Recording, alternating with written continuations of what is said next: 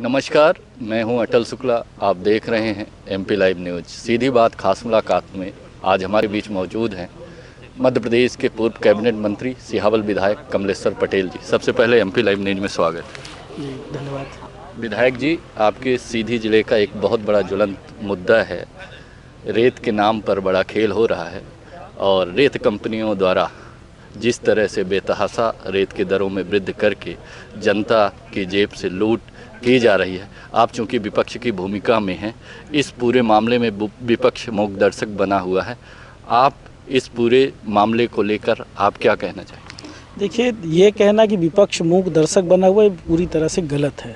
हम लोग समय समय पे सरकार को आगाह करते रहते हैं, पर क्योंकि ये जो भी घालमेल चल रहा है, जो भी गड़बड़ियां हैं, ये पूरी तरह से सरकार की संलिप्तता है और जिसकी वजह से आज जो क्षेत्रफल उनको आवंटित है उससे बाहर जाके खनन कर रहे हैं, पोकलेन मशीन का बराबर उपयोग कर रहे हैं, गरीब मजदूर को रोज़गार का अवसर नहीं मिल रहा है। पूरी तरह से इसमें सरकार हमारी क्षेत्र की खुद ही सारी सड़कें ख़राब कर दी। जो सड़कें हमने बड़ी मुश्किल में बनवाई थी, वो सारी सड़कें ओवरवेट वाहन चल रहे हैं, पूरी सड़कें ख़राब हो गई। आए दिन हमारे क्षेत्र में कई तो दुर्घटना हो गई, कई लोगों की जान चली गई।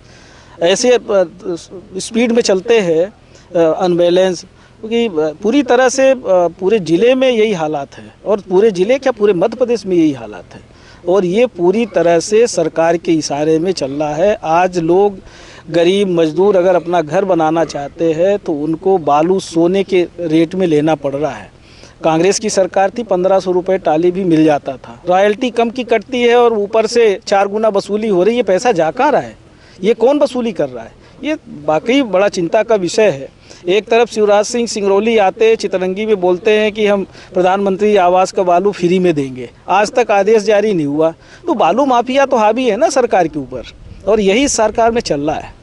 इस पूरे मामले को लेकर अभी तक कांग्रेस के किसी बड़े नेता का बयान नहीं आया है, ना किसी बड़े नेता ने विरोध किया है, जबकि सत्ता पक्ष के राज्यसभा सांसद ने इस मामले को बड़े संजीदगी से उठाया है। ऐसा उठाने से उनकी सरकार है, उनको उठाने की क्या ज़रूरत है? कार्रवाई कराना चाहिए, बोलने से होता है।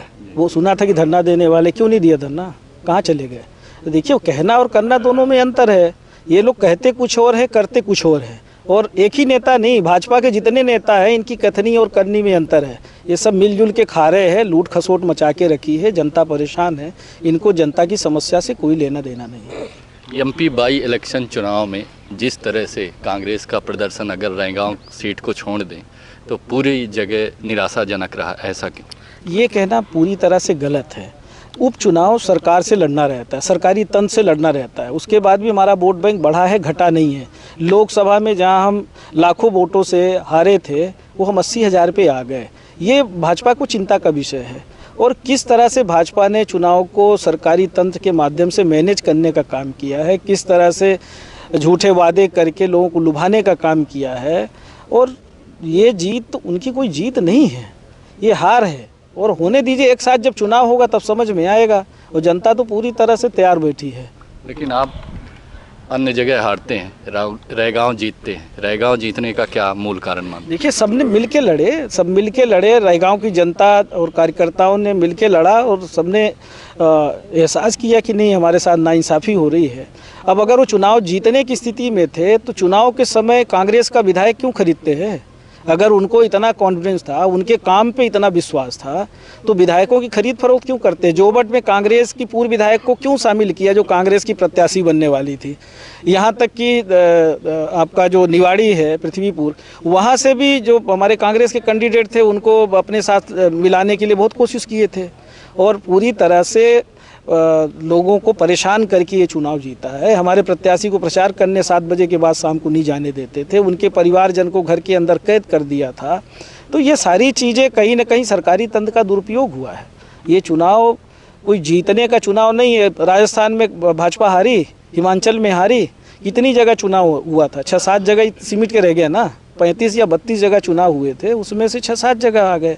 तो ये तो अभी सेमीफाइनल था, फाइनल तो अभी लोकसभा और विधानसभा का चुनाव आएगा। अभी कई राज्यों में चुनाव होना, इसमें पता चलेगा इनको। एक अंतिम प्रश्न आपसे कि कांग्रेस के एक अच्छे संगठक के रूप में आप हमेशा रहे हैं, कई संगठन दायित्वों का आपने निर्वहन किया है। इलेक्शन को अब सिर्फ 2 साल शेष रह गए हैं। जिस तरह से प्रदेश में आपकी पार्टी की स्थिति है, संगठन में अभी तक कोई फेरबदल नहीं किया गया है, तो कैसे आने वाले चुनाव में आप पूरी शक्ति से आप मैदान में उतरेंगे और कब संगठन का बदलाव? समय समय पे फेरबदल होता रहता है। यहाँ भी जब समय आएगा फेरबदल हो जाएगा। बराबर काम चल रहा है। पार्टी संगठन में जो लोग जिम्मेदार हैं अपना काम कर रहे हैं और परिवर्तन की प्रक्रिया सतत चलती रहती है। जहाँ भी परिवर्तन की आवश्यकता होगी पार्टी संगठन के जिम्मेदार लोग वहाँ परिवर्तन करते रहते हैं, करेंगे भी। लेकिन अभी तक शीर्ष नेतृत्व का चुनाव नहीं हो पाया। अभी कार्यकारी अध्यक्ष पूरा देश चला रहा है, तो सोनिया जी कोई कार्यकारी अध्यक्ष नहीं बल्कि वो कांग्रेस पार्टी की स्थापित नेता हैं और उनके मार्गदर्शन में ही कांग्रेस पार्टी वर्तमान में संचालित है और देश और प्रदेश में कांग्रेस पार्टी बहुत अच्छा काम कर रही है। भारतीय जनता पार्टी ने जिन जिन जगह किसानों को, मजदूरों को, बेरोजगारों को, व्यापारियों को ठगने का काम किया है, उन विषयों को लगातार जनता के बीच में लेके आदरणीय राहुल गांधी जी, प्रियंका जी समेत कांग्रेस के सभी वरिष्ठ नेता जा रहे। 14 तारीख से कांग्रेस पार्टी ने महंगाई, बेरोजगारी, भ्रष्टाचार इनके खिलाफ पदयात्रा, नुक्कड़ सभाएं भी शुरू की है और ये कार्यक्रम अब सतत चलता रहेगा। और अब भारतीय जनता पार्टी को चिंता करने का विषय है कि जिस तरह से झूठ फरेब की राजनीति की है, जिस तरह से आम जनता को लूटने का काम किया है, धोखा देने का काम किया है, अब उनको चिंता करने की आवश्यकता है। कांग्रेस पार्टी का एक एक कार्यकर्ता और हम तो कहते देश और प्रदेश का मतदाता भी अब सजग हो गया और इनकी ठग विद्या को समझ गया है। अभी मीनाक्षी नटराजन के नेतृत्व में एक पंचायती राज संगठन का एक शिविर था। क्या लगता है कि ऐसे शिविरों का आयोजन हर जगह होना चाहिए, जिससे कहीं ना कहीं एक शाखा अगर भारतीय जनता पार्टी की हम माने, आरएसएस जिस तरह से काम करती है उस तरह से ये भी काम? देखिए, आरएसएस जो काम करती तोड़ने का काम करती है। कांग्रेस पार्टी के नेता कांग्रेस पार्टी की विचारधारा जोड़ने की है और ये जो ट्रेनिंग प्रोग्राम था राजीव गांधी पंचायती राज संगठन द्वारा आयोजित था, वो पंचायती राज संस्थाओं को सशक्त करने का है। किस तरह गांवों में रहने वाले लोगों के साथ वर्तमान सरकार अन्याय अत्याचार कर रही है, किस तरह से हमें लड़ना चाहिए, कांग्रेस पार्टी की जो विचारधारा है उसको आम जन तक कैसे पहुंचाना चाहिए। कांग्रेस पार्टी की विचारधारा तो सबको साथ में लेके चलने की है, जाति धर्म पे आधारित नहीं है।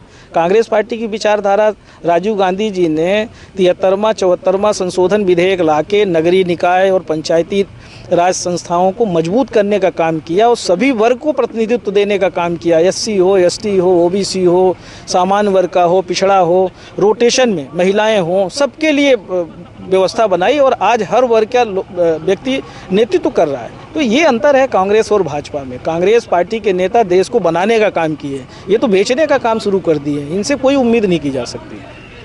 अभी हमारी बात पूर्व मंत्री सिहावल विधायक कमलेश्वर पटेल जी से हुई, विभिन्न पहलुओं पर बात हुई। खासकर जिले का ज्वलंत मुद्दा जो रेत का है, रेत कंपनियों द्वारा खेल किया जा रहा है। उन्होंने कहा कि सरकार और रेत माफियाओं की मिलीभगत से जो रेत के संचालक हैं वो खेल खेला जा रहा है और ये दो मुहा बर्ताव करते। एक तरफ फ्री में रेत उपलब्ध कराने की बात करते हैं और दूसरी तरफ रेत कंपनियों के मालिक के साठगांठ से व्यापार करते हैं। तो ये हमेशा से भाजपा करती आई है, ये कोई नई बात नहीं है और जनता को अब भी जागरूक हो जाना चाहिए, ऐसा कहना है उनका। आगे भी हम उनसे समय समय पर रूबरू होते रहेंगे और उनकी अपडेट्स आप तक लाते रहेंगे। तब तक के लिए धन्यवाद। जय हिंद।